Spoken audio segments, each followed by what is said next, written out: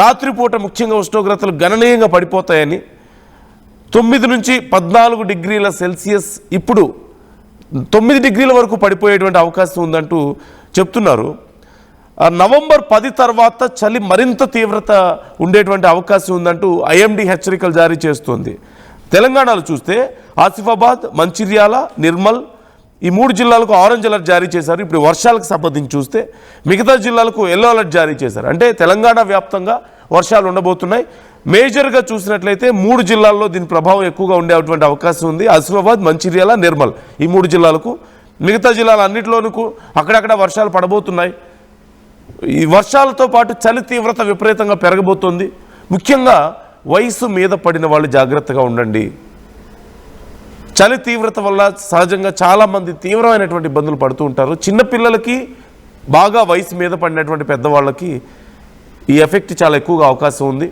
Flus వచ్చేటువంటి అవకాశం ఉంటుంది. అలాగే రకరకాల జబ్బులు వచ్చేటువంటి స్ప్రెడ్ అయ్యేటువంటి అవకాశం కూడా ఉంటుంది చలికాలంలో, మనం చూస్తూ ఉంటాం. సో జాగ్రత్తగా ఉండాల్సినటువంటి అవసరం అయితే ఉంది.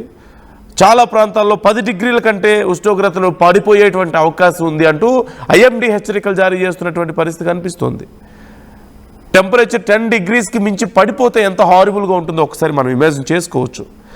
ప్రస్తుతం బంగాళాఖాతంలో వాతావరణం అనుకూలంగా లేదంటూ చెప్తున్నారు. ఈశాన్య ఋతుపవనాలు బలహీనంగా ఉన్నాయంటూ ఎక్స్పర్ట్స్ కూడా చెప్తున్నటువంటి పరిస్థితి. పగటిపూట ఎండ కొనసాగుతుంది. రాత్రి వేళలో మాత్రం చలి చాలా తీవ్రంగా ఉండేటువంటి అవకాశం ఉంది. ఉత్తర మధ్య భారత రాష్ట్రాల్లో చలి ఒక్కసారిగా పెరుగుతున్నట్లుగా ఇప్పటికే వాతావరణ శాఖ చెప్తోంది. ఈ ప్రభావం కోస్తా ప్రాంతాలపై కూడా పడబోతుంది.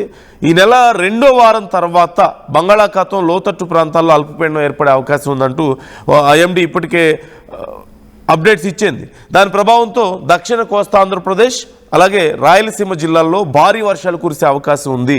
వాతావరణ శాఖ నిపుణుల అంచనా ఇది. దక్షిణ కోస్తా ఆంధ్రప్రదేశ్లో మరొకసారి భారీ వర్షాలు ఉండబోతున్నాయి. అలాగే రాయలసీమ జిల్లాలకు కూడా ఈసారి వర్షాలు ఉండేటువంటి అవకాశం, భారీ వర్షాలు అంటూ చెప్తున్నారు. ఈ వాతావరణ మార్పుల నేపథ్యంలో ప్రజలు జాగ్రత్తగా ఉండాలి. అటు వాతావరణ శాఖ హెచ్చరికలు జారీ చేస్తుంది. ఆర్టీవీ కూడా మీకు సూచిస్తోంది, try to be very careful. ఎందుకంటే ఎప్పట్లాగా ఏదో చలి ఉంటుందిలే అనుకుంటే సరిపోదు. మనం కొన్ని ప్రాంతాల్లో చూస్తుంటాం అత్యల్ప ఉష్ణోగ్రతలు. లంబసింగి లాంటి ప్రాంతాల్లో అత్యల్ప ఉష్ణోగ్రతలు నమోదవడం, అక్కడ చాలా అద్భుతమైనటువంటి సీనరీస్ కూడా ఉంటాయి. But this time it's going to be very different. మన ప్రాంతంలో మనం లంబసింగిలో ఎలాంటి వాతావరణం ఉందని మాట్లాడుకుంటున్నామో అలాంటి వాతావరణం ఈసారి తెలంగాణలోను, ఏపీలోను మోస్ట్ ఆఫ్ ది ప్లేసెస్లో ఉండబోతుంది. హైదరాబాద్లో ఉండబోతుంది. It's going to be less than 10 degrees. అంటే అప్రాక్సిమేట్లీ 7 to 8 డిగ్రీస్ వరకు నమోదవచ్చు నవంబర్లోనే.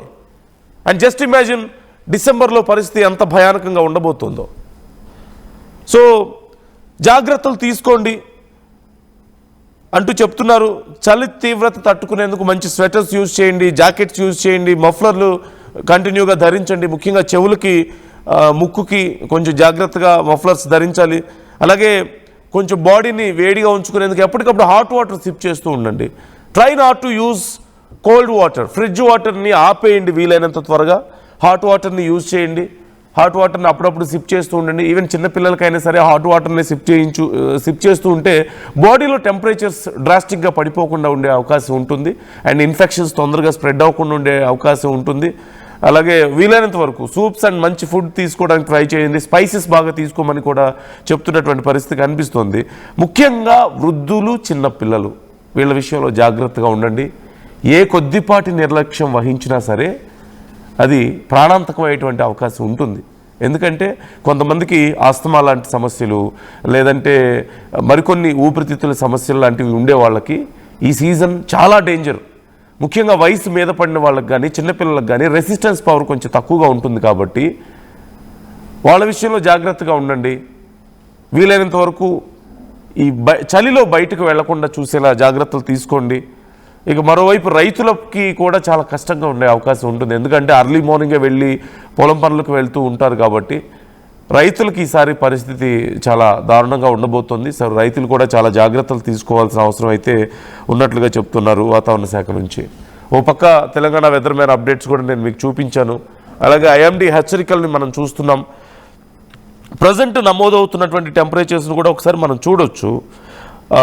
ప్రజెంట్ ఇప్పుడున్నటువంటి టెంపరేచర్ చూస్తే ఈరోజు ఉండబోతున్నటువంటి టెంపరేచర్స్ చూస్తే 19 degrees ఇప్పుడు కొనసాగుతుంది. ఉదయం 8 గంటల సమయంలో 19 degreesకి రీచ్ అయింది.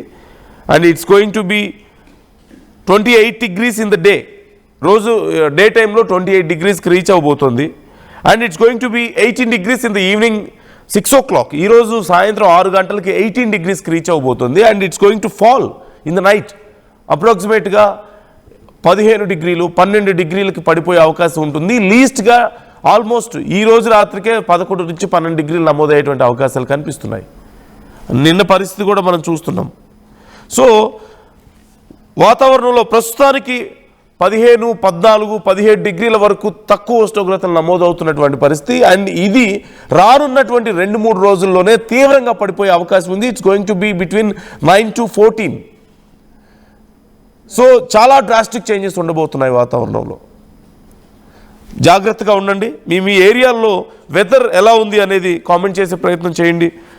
చలి తీవ్రత ఇప్పటికే చాలా ప్రాంతాల్లో పెరిగింది కాబట్టి మీ ఏరియాల్లో చలి తీవ్రత ఎలా ఉంది?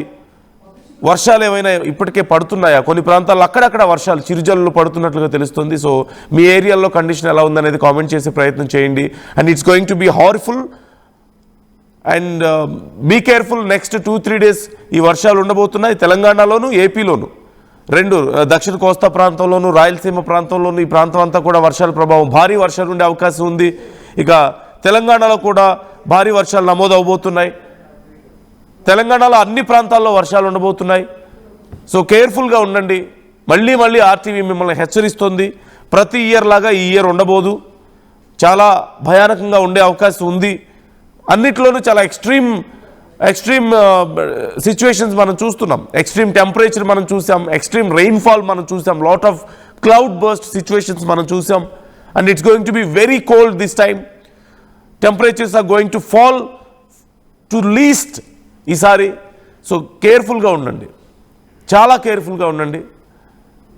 మీ ఏరియాల్లో సిచ్యువేషన్స్ ఏంటనేది మాతో కూడా పంచుకునే ప్రయత్నం చేయండి. మీ ఏరియాల్లో వెదర్ ఎలా ఉంది, చలి తీవ్రత మీ దగ్గర ఎలా ఉంది అనేది కామెంట్ చేసే ప్రయత్నం చేయండి. మీరు ఎలాంటి సమస్యలు ఫేస్ చేస్తున్నారో కామెంట్ చేసే ప్రయత్నం చేయండి.